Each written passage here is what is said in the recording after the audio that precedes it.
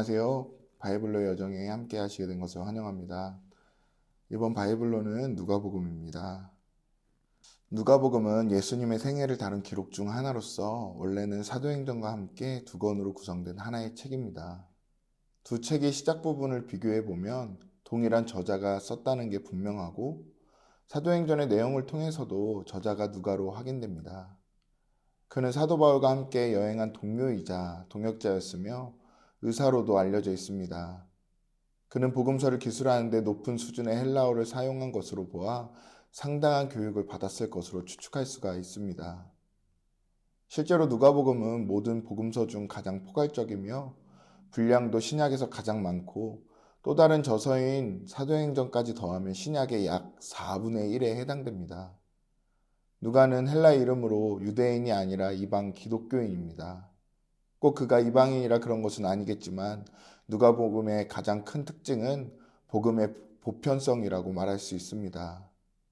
누가복음은 서두에 나오는 데오빌로처럼 기독교의 우호적인 이방인들을 염두에 두고 쓴 것입니다. 이처럼 예수님의 족보를 기록할 때에도 마태복음 1장에 나오듯 아브라함을 기결시키기보다 아담에서 더 나아가 하나님과 궁극적으로 연결시킴으로써 그가 강조하고자 했던 보편성을 잘 담고 있습니다. 누가는 서문에서 우리에게 이 책을 쓴 방식과 목적을 소개하면서 예수님의 생애에 대한 다른 좋은 기록들이 많이 존재했음을 인정합니다. 그러나 그가 원한 것은 최대한 예수님의 초대 제자들의 목격담을 참고해서 우리 중에 이루어진 사실을 차례대로 기록하는 것이었는데요. 여기서 이루어진이라는 말이 누가가 이 책을 쓴 목적을 보여줍니다. 그는 예수님의 이야기가 단순한 옛 역사가 아니라 하나님과 이스라엘 그리고 더 크게는 하나님과 온 세상 사이의 언약에 대한 긴 성취임을 보여주는 것입니다.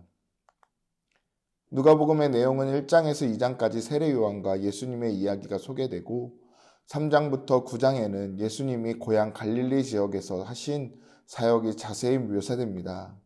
또 9장에서 19장은 예루살렘을 향한 예수님의 긴 여정이 그려져 있고 그 이후에는 예수님이 죽으시기 이전 예루살렘에서의 마지막 일주일의 부활의 이야기로 이어집니다.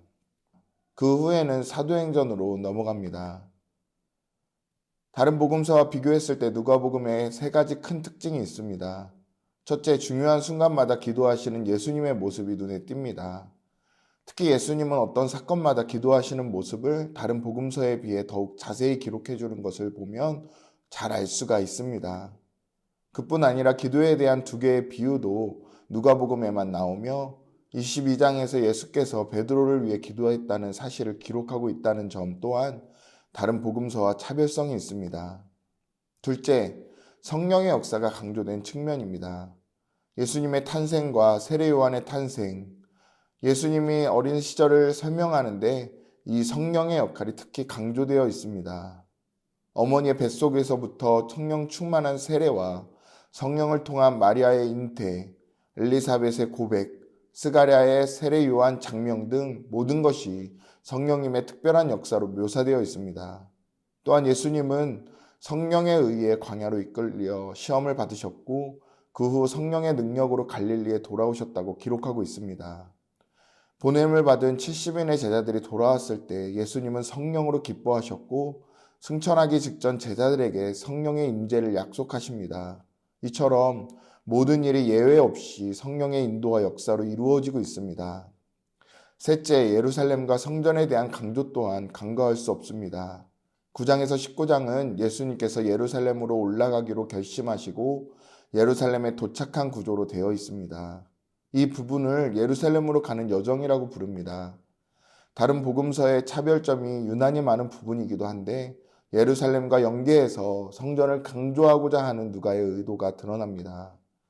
이 누가복음을 통해 우리의 기도 생활과 성령의 역사하심과 하나님의 교제와 교통하심이 날마다 충만하게 이루어지는 저와 성도님들 다 되시기를 바랍니다.